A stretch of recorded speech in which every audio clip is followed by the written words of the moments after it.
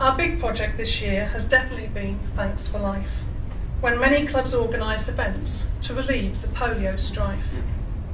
Whether concerts, sponsored events within schools or a tin shake, you raised Rotary's profile and a difference to children did make.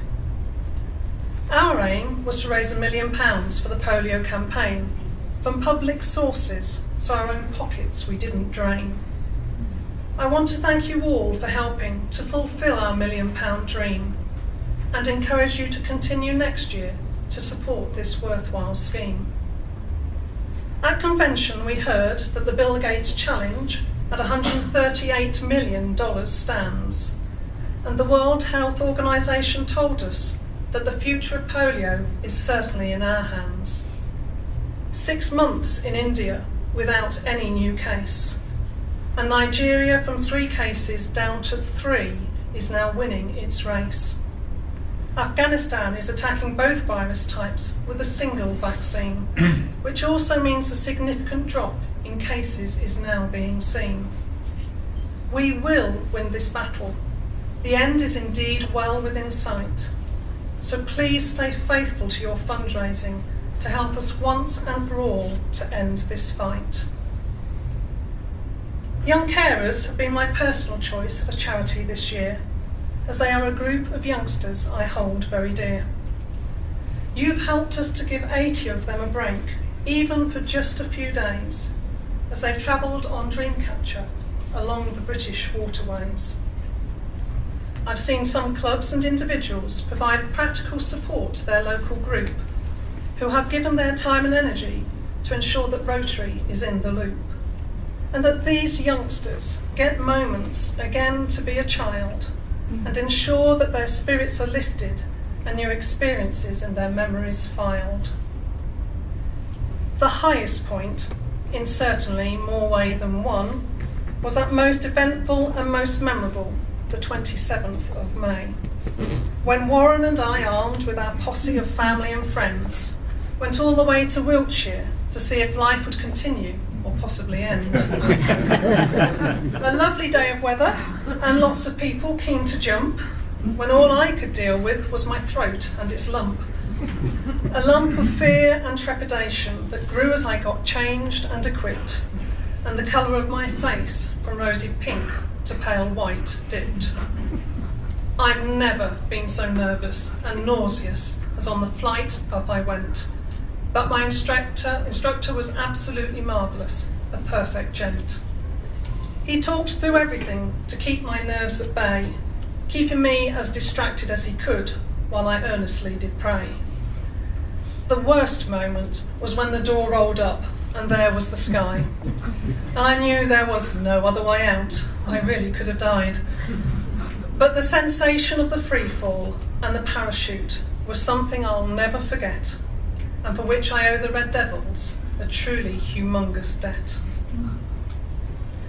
My thanks go to all the presidents who've been a great team, who've made it so easy to achieve so many of my dreams.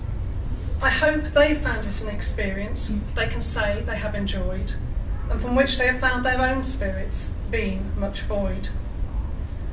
My thanks also go to district officers who have given their time free and have worked as asked, even when I'm sure they've not always agreed with me. And special thanks to my own club members who've been there every step of the way, and to whom I owe a lot, and who I suspect are relieved to see this day. And to you, Paul, well dear, what can I say?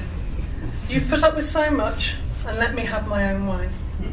You've done an amazing job on the newsletter, for which I owe you so much, with designing, printing, stapling and packing 167 of them in every monthly clutch. Whether you've been with me at events or working behind the scenes, I couldn't have done it without you. It would have likely brought me to my knees. I promise you that I will give more time to our families and home, and slightly less often go out around the district to roam. So what will I miss? Well, plenty, be assured. Club events, fantastic people, and never getting bored.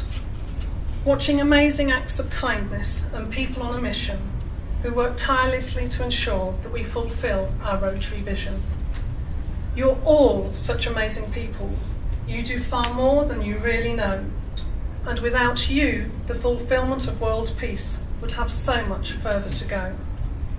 For you are the people who ensure that help gets to where it's needed in every land.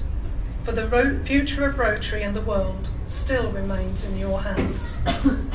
So what do I look forward to when my year is complete? A little more chance to sit down and occasionally put up my feet. A bedtime that isn't actually into the next day. And the chance to have back our students, which I've missed more than I can say. Attending more football matches and making use of the season ticket that I've actually got. And returning to dancing lessons to relearn the steps I think I forgot. But I will still come out and visit clubs, as it's always been my way. But don't worry, I'll give plenty of warning, so you can arrange to be away on that day. So David, the time has come for me to pass this chain on to you, and wish every best wish to both you and Sue. Enjoy every moment, for they go by very fast, and just ensure that you make memories for the years that will last.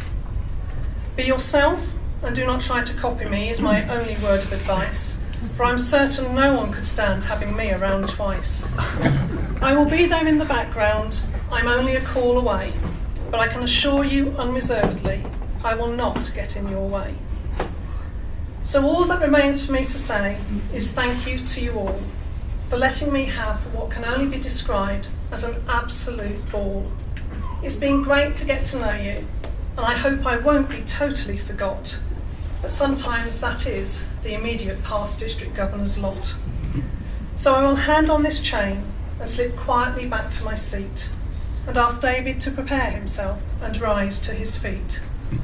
For mine is the pleasure to hand on this amazing roll and chain and become the ordinary Rotarian I have always been once again.